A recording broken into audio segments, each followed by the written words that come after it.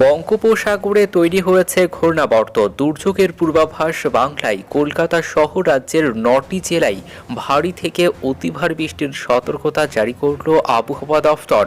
তো বঙ্গোপসাগরে তৈরি ঘূর্ণাবর্তের জেরে কবে কখন থেকে কলকাতা সহ বাংলার কোন ৯টি জেলায় ভারী থেকে অতি ভারী বৃষ্টির সতর্কতা জারি করেছে আবহাওয়া দফতর এবং এই দুর্যোগ টানা কতদিন ধরে কোন কোন জেলাগুলিতে চলবে, কি বলছে আবহাওয়া দপ্তরের পূর্বাভাস, বিস্তারিত জানিয়ে দেব ভিডিওতে। সঙ্গে থাকুন আর আবহাওয়ার প্রতিনিয়ত আপডেট পেতে আমাদের ইউটিউব চ্যানেলটি সাবস্ক্রাইব করুন। বাতাসে বসন্তের ছোঁয়া, ভোরে ঠান্ডা ভাব, বেলা বাড়তেই চড়তে শুরু করছে পারদ। এরকমই একই পরিস্থিতি বৃষ্টির খবর দিল আবহাওয়া দফতর।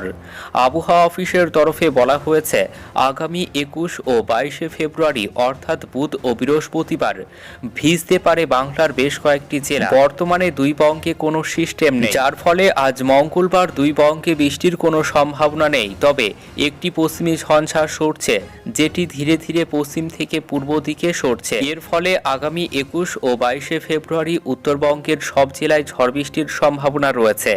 উত্তরবঙ্গের পাশাপাশি দক্ষিণবঙ্গের কয়েকটি জেলাতেও বৃষ্টির সম্ভাবনার কথা শুনিয়েছে হাওয়া অফিস। তবে বুধবার ২১ ফেব্রুয়ারি ও ২২ ফেব্রুয়ারি বৃহস্পতিবার দক্ষিণবঙ্গে বজ্রবিদ্যুৎ সহ বৃষ্টি হতে পারে।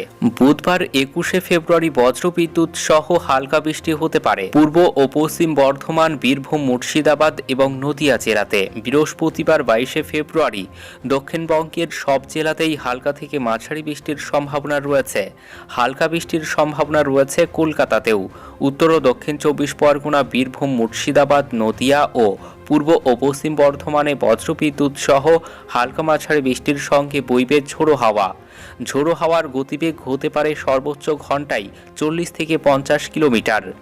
উত্তরবঙ্গে আগামী ২ দিন শুকনো আবহাওয়া থাকার সম্ভাবনা রয়েছে।